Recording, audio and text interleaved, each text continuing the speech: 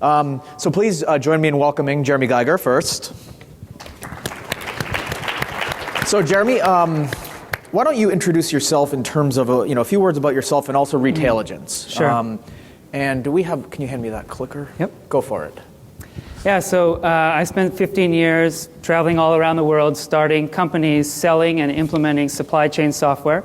You can't optimize the supply chain unless you have connections into back-end systems to get inventory data up and down the supply chain. After doing that for 15 years, I realized that this inventory information could be used in the true path to purchase to help consumers find products locally, and that's when I started the company 4 years ago. Mm-hmm.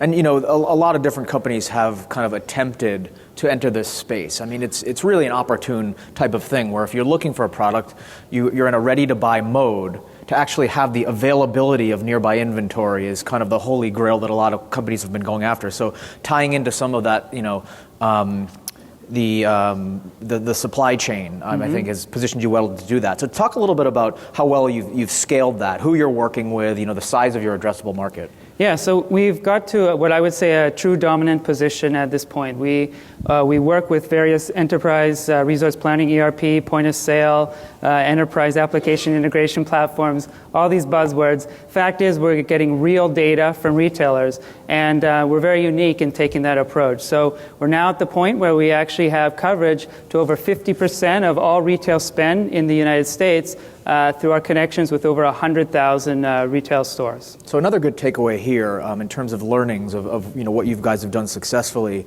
is your API strategy. So basically you have a great tool set that app developers and a number of different kind of media companies can use to bring that data and that functionality into the things that they're building. We're going to get into some examples later, but say a little bit about how the API strategy in general has served you. Right. So we are not a publisher. We have thousands of publishers that use our API to give shoppers sort of local shopping capability, as well as making advertising locally relevant as well. Like you said, we'll be taking we'll give a few examples in a bit. But just a quick shout out to the fact that your product is actually what you're providing in a lot of ways is the API rather than being a consumer destination yourself, just to kind of specify that. So let's pan back in the market opportunity right now. So often there's a lot of attention paid to e-commerce and the kind of Amazonification of the world. We always have to remind people that the vastly superior in terms of sheer size marketplace is the offline marketplace, which is greater than 95% of U.S. retail. Now, within that slice, the fastest growing and we believe most opportune area is online and mobile influenced offline purchases. Say a bit about that and how you're kind of feeding into that marketplace opportunity as kind of an underlying factor. Right. Well, I think the graph shows it right there. I mean, you're right. E-commerce is growing very quickly, but this online to offline sales are growing at a very similar pace, but it's literally 5 times bigger and isn't talked about as much. So what we do is we help publishers to make this transition from online, reading things online, to actual physical stores where they're going to buy products as efficient as possible. Mm-hmm. And that brings the kind of path to purchase subject up that kind of keeps coming up, and we're going to hear a lot about that over the next few days. So a few examples. These are some companies that have utilized your API. You have a few different products that's kind of packaged into. The first one is AppNet. Talk about that. Yeah, so basically AppNet is the community of, as I said, thousands of different publishers that use our API. There's tons of different use cases and tons of different categories of applications. There's also non-mobile applications. So we have Facebook applications, we have some Yellow Pages sites that use us to help consumers find products and brands locally. And we have literally billions of dollars of products being searched through that API. Mm-hmm. So give us an example, either any of these or any kind of companies you work with or have utilized your API in terms of what benefits that has brought to their app, whether it be performance lift or any other way you want to characterize it. What are some examples? Well, in the mall category, there was an interesting study. So one of the malls had a mall application, and they added a product search feature in the application so people could search for products in the mall. They got consumers to download the app, and they taught them how to use the product search. And they found that by doing this, the average shopper increased their spend on average by about $10 per trip. And if you look at sort of the lifetime value, that's quite a lot of money. Absolutely, and I think you're hitting them at the right time where buying intent is high. So that makes sense that they're apt to be receptive to that type of information because they're looking for it. It makes a lot of sense. So let's move on to ad pop, which is essentially kind of the version of everything we just talked about, but applied to ad units. And I love this because it works with existing ad units, display, and in-game ad experiences, and then some kind of new ones that are almost being inspired by that type of functionality. So walk us through a few of these and what you are getting excited about. Yeah, so the low-hanging fruit for us is actually to embed our information into existing ad units like mobile display, etc. However, I think the more creative and the more interesting opportunities are things like the digital sign example here. So this is actually a bus with a digital sign on it. The advertiser is Vitamin Water, and we actually know the actual availability of Vitamin Water in over 30,000 stores in the U.S., including hundreds in the city. So as this bus is driving around town, the message is changing from, buy this Vitamin Water at the 7-Eleven behind you. When it gets to the next block, it says, buy this Vitamin Water at Safeway, a block forward or what have you. So the creative has the potential, in this case it's actually applying it, but just kind of panning back more broadly, the creative has the potential to actually change dynamically based on location and based on your data. You kind of bring that all together into just kind of a very, dynamic ad unit, which I think is interesting. Right. And I'd comment that even traditional media, think of a newspaper and an advertisement by, Nike for their new shoe. If there was a QR code and somebody just took a picture of the QR code, we'd know where the person is, exactly where the phone is, their latitude, longitude. We could show them all the stores nearby that actually have that product, so the person could actually true local path to purchase. Sure.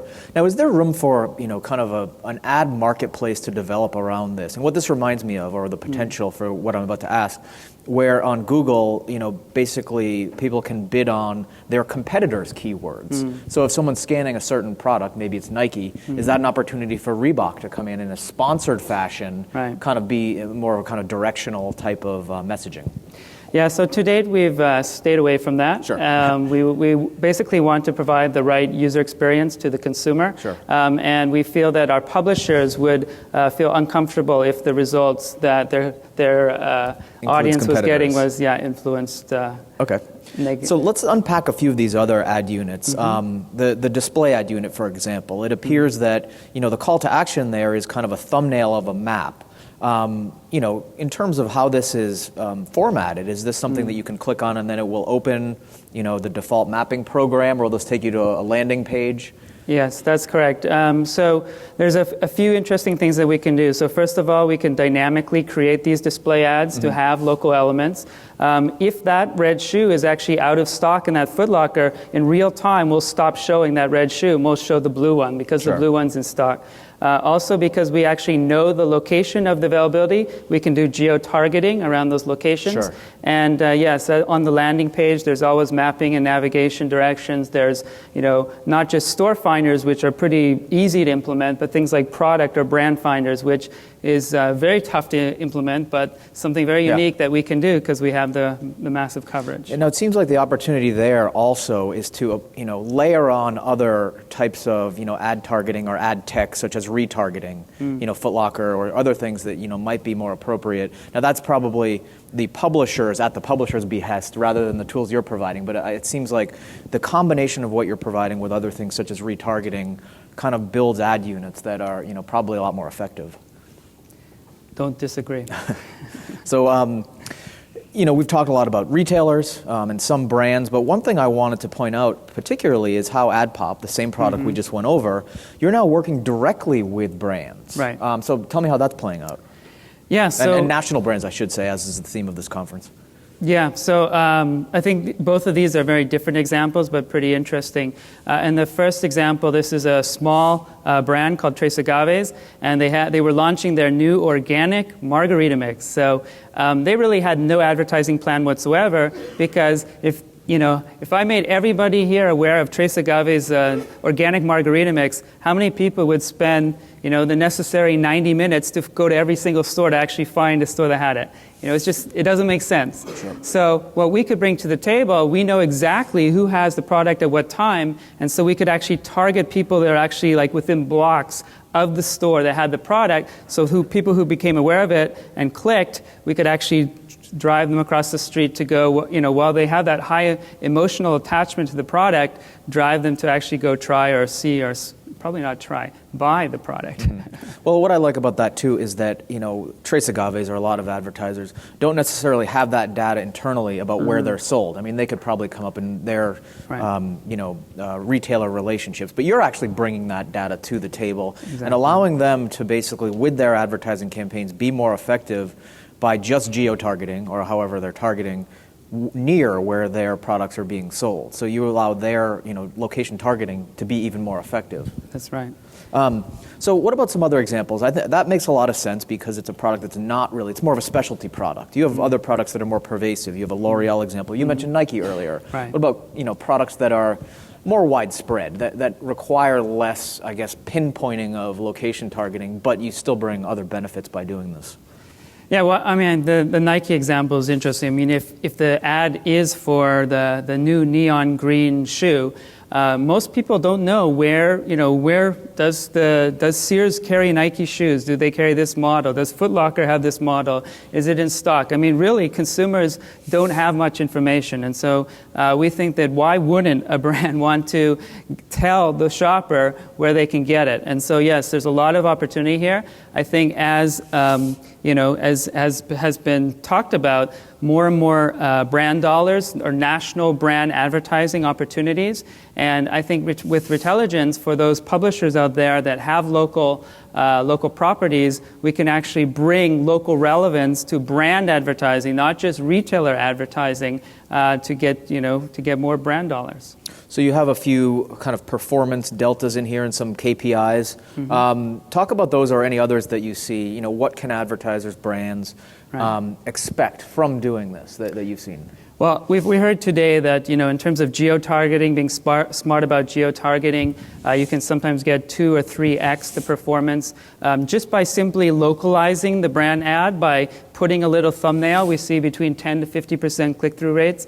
And then the secondary actions also are much higher when you have a local information. So actually in the Tres Agaves, we saw more than 10% of people clicking on local store info. That means that they definitely wanted the product, otherwise they wouldn't have clicked the button. And they didn't know where they could get it, otherwise they wouldn't have clicked the button. So really having direct impact on the sales of the product. Well, it reminds me of some of the things that Google tells me when they initiate things like click-to-call within search ads.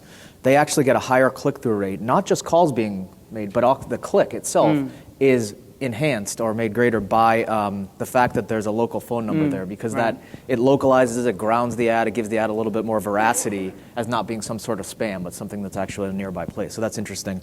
A few more questions I have. I'll also prompt the audience. If you have questions, please tweet them to hashtag #LILQ, and I'll be able to get them here and ask Jeremy. So before we go to that, a question that I'll ask you is that you mentioned that this is playing out in things where there's kind of specialty products. What are the other product attributes or product categories or verticals that you think this type of data particularly shines in? One that comes to mind perhaps is where there's a high degree of specialization in the SKU level data, different colors, different sizes. What's kind of working for you most in terms of categories? Yeah, so any product that has a lot of variance in terms of colors, sizes, features, etc.